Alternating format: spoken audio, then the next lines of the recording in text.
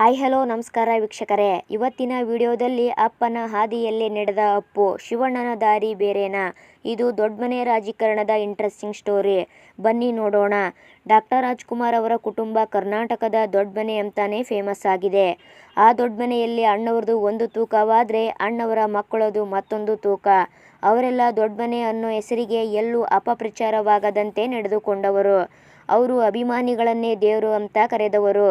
ಅದಕ್ಕೆ ಜನ ದೊಡ್ಡಮನೆಯನ್ನ ದೊಡ್ಡಮನೆಯವರನ್ನ ತಲೆಯ ಮೇಲೆ ಹೊತ್ತು ಮೆರೆಸಿದ್ದು, ಈಗಲೂ ಮೆರೆಸ್ತಾ ಇರೋದು.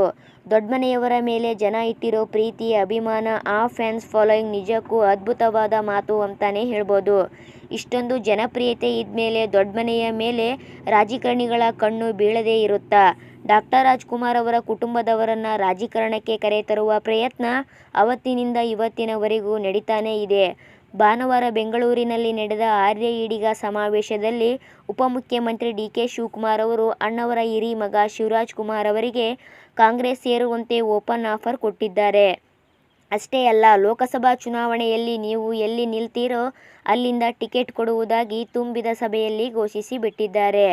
ಡಿ.ಕೆ. ಶಿವಕುಮಾರ್ ಅವರ ಈ ಆಫರ್ಗೆ ಅದೇ ವೇದಿಕೆಯಲ್ಲಿ ಉತ್ತರ ಕೊಟ್ಟ ಶಿವಣ್ಣ, ನಾನು ರಾಜಕೀಯಕ್ಕೆ ಬರೋದು ಇಲ್ಲ, ಅದು ಬೇಕಾಗಿಯೂ ಇಲ್ಲ, ಬಣ್ಣ ಹಚ್ಚೋದಷ್ಟೇ ನಮ್ಮ ಕೆಲಸ ಅಂದುಬಿಟ್ರು.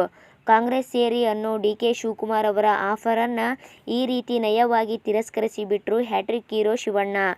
ಈ ಘಟನೆಯ ನಂತರ ದೊಡ್ಡಮನೆ ಮತ್ತು ರಾಜಕಾರಣದ ಬಗ್ಗೆ ದೊಡ್ಡ ಚರ್ಚೆಯಾಗ್ತಿದೆ ಅಂತಾನೆ ಹೇಳ್ಬೋದು. ಪುನೀತ್ ರಾಜ್ಕುಮಾರ್ ಅವರ ಡಾಕ್ಟರ್ ರಾಜ್ಕುಮಾರ್ ಅವರಿಗೆ ರಾಜಕೀಯ ಇಷ್ಟ ಇರಲಿಲ್ಲ, ರಾಜಕಾರಣದ ಸಹವಾಸವೇ ಬೇಡ ಅಂದಿದ್ರು ಅಣ್ಣವ್ರು. ಅಪ್ಪು ಅಪ್ಪನ ಹಾದಿಯಲ್ಲೇ ನಡೆದಿದ್ದ ತಂದೆಗೆ ತಕ್ಕ ಮಗನಾಗಿದ್ದಾರೆ ಅಂತಾನೆ ಹೇಳ್ಬೋದು.